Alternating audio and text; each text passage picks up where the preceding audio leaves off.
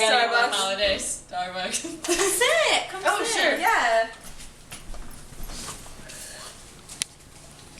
So, what are you up to? Oh, I'm just looking at the magazine. Oh, that's cool. Nothing That's much. cool. So I just got out of last B's class. Oh, we were yeah? learning about Hamlet. Oh, That's cool. Yeah. No, I was just watching this documentary on JDSK4 about Marxism and how it applies to Hamlet. Oh yeah. Yeah. That's nice. Hello and welcome to the JDSK4 on Channel 4. Today I have with us the smart, the sensational, Mr. Karl Marx. Welcome, Mr. Karl Marx. And thank you for having me, LaFrecia Willis. So, Mr. Karl, tell us a little bit about your childhood. I was born in Trier, Germany, where I was born into a Jewish family. And I became a very successful lawyer. But in which case, in order to keep my job, you see, I couldn't be Jewish, and I had to convert to being a Protestant. And, well, at 17 years old, I enrolled in the University of Bonn. Oh, how interesting. There at the university, I met the love of my life, Jenny von Westphalen, and we got engaged soon after.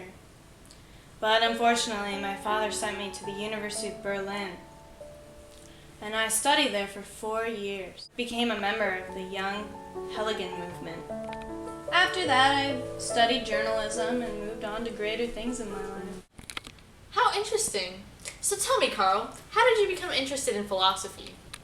Well, all throughout my adolescent years, I was very interested in political movements going on around me. And I really just wanted to apply it to the greater concepts in society. Makes sense. So tell me, Karl, what exactly is Marxism? Briefly, Marxism is a sociological and philosophical analysis of humanity's relationship with its environment. And so, how are those views seen in society? One of the biggest ideas is that there's an elite group of people and then the rest of society. And pretty much this elite group of people are the most financially stable, and they're the ones who financially control everyone else. Interesting. So it's almost as though one's success and wealth in society determines where they stand socially. Yeah, and this is pretty much... Determines their fate. And this is called economic determinism, which is another really big idea. Everything in society is based off of money.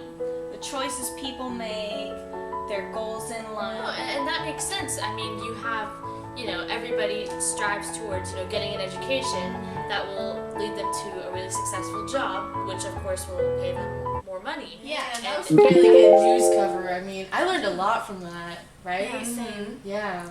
Wait, so how does Marxism apply to Hamlet then? What scene are we talking about? Act 5, Scene 2, right? That scene. Yeah. That scene was a scene where Hamlet was at the grave, right? At the grave. Yeah, that was the scene where the gravediggers were explaining to Hamlet about how rank or money can't affect the equality of death. That no matter if you're rich or poor, at the end of the day when you die, everyone's the same. Jesse, what do you think? Yeah, so basically when they die, they all end up in the same place. Yeah, because Marxism shows how wealth and contribution to economy determines where people are placed in society. Yeah, so that pretty much sums it up. Wow. Yeah. That's pretty cool. I mean, I learned a lot right there. Marxism and Hamlet and how they relate to Who each knew? other. Who knew, right? Yeah, let's go share this with Mr. Lasby. Yeah. Yeah.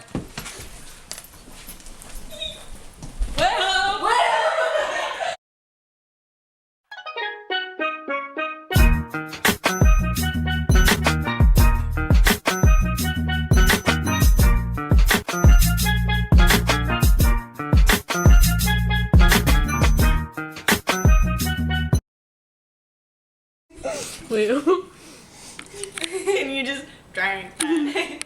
Explain to Hamlet about how... Wait, what? Hello, and welcome to the JDSK4 on Channel 4. Today we have Mr. Karl Marx Brown.